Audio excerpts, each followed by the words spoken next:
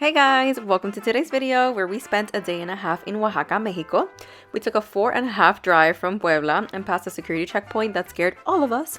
But once we arrived to our Airbnb, it was pretty close to the town area, so we walked around for a bit on our way to the restaurant Asador Bacanora, which is part of the Michelin star guide, and the food was delicious. So first, the layout is open, and since it was a nice day out, it was breezy without it being freezing. Just how the restaurant is an open layout, so is the bathroom, which is beautiful.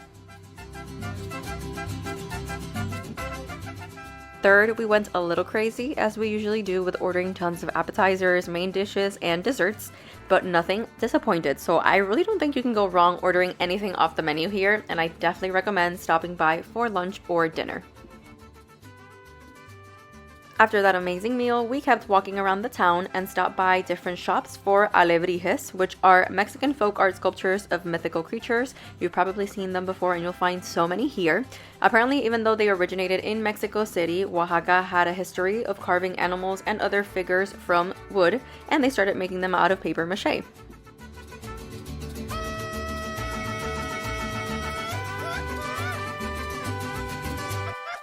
¡Claro que sí! ¡Sí, señor!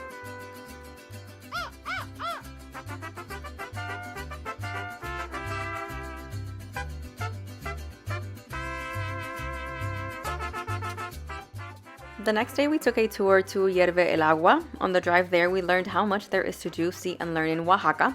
For example, this is apparently where the first nomads ever settled down.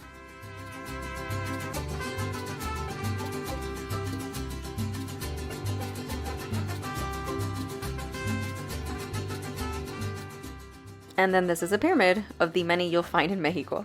As you get closer to Hierve el Agua, you will see different shops to the side, such as this one that had mezcal infused with unusual stuff like scorpions, snakes, and more, which are usually not to drink but more for medicinal reasons. You'll also see the beautiful landscape of the mountainous region. And a little bit about Hierve el Agua. It's a set of natural rock formations that resemble cascades of water.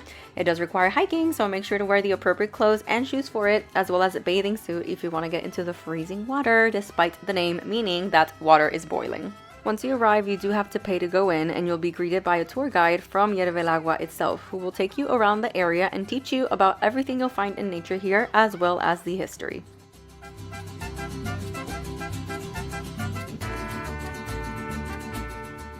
These are apparently ruins of pyramids, and what he's showing is where the door to go in would be.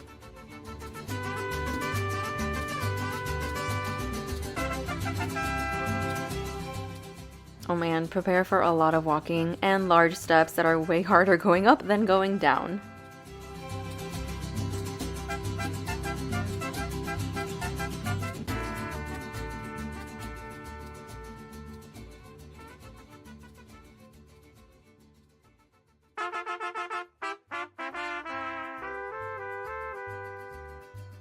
Throughout the hike, you'll enjoy different views of the petrified waterfalls, and eventually you'll make it to the bottom of one and back up to get in the pool of natural water that you saw at the beginning.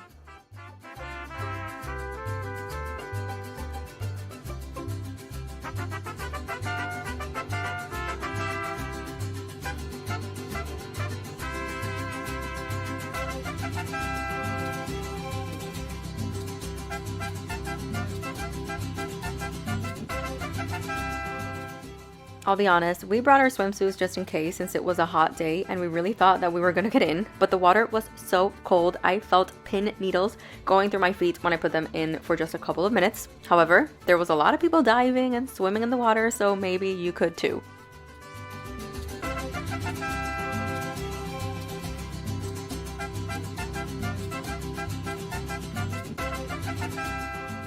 After Hierve el Agua, we visited the Mezcalería Amor, whose crew was just decorating for Christmas when we went around Thanksgiving week.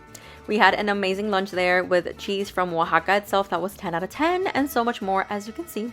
And after lunch, we took a tour of the Mezcalería and learned of the long process it takes to make mezcal. I'll probably butcher it, so I'll just let you enjoy the clips of the process, but I will say that I highly recommend taking the tour because you will learn a lot and it is very interactive. Plus, you get a tasting at the end as well as a chance to ride in a barrel around the fields, which I'll get to that in a few.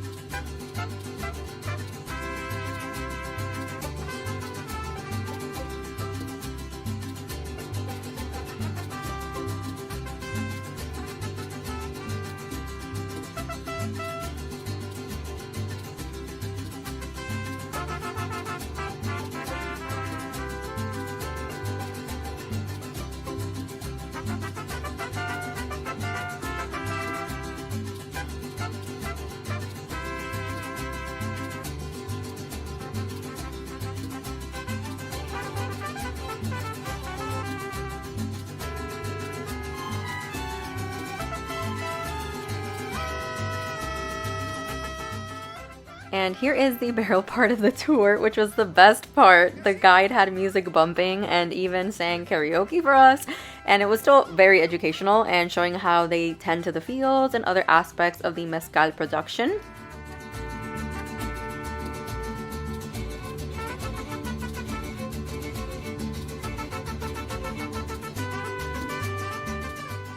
It was a bumpy ride, and we also had plenty of visitors along the way.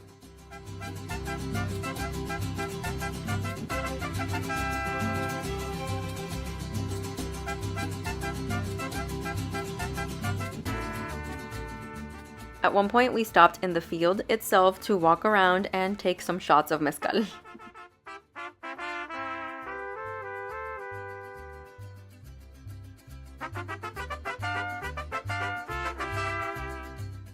Before returning to the Mezcalería, we stopped by a distributor's house that offered us 3 types of drinks, tepache, pulque, and aguamiel. All 3 were delicious and refreshing. Then came the tasting aspect, and I lost count on how many bottles we tried, but it was well over 10. And that is it for our time in Oaxaca, Mexico. The next day, we flew back to Ciudad Mexico and spent one last day there before returning home. That's actually Popocatépetl that was spewing a lot of ash, so we had to get very far away from it. But thank you guys so much for watching, and I'll see you in the next one. Bye!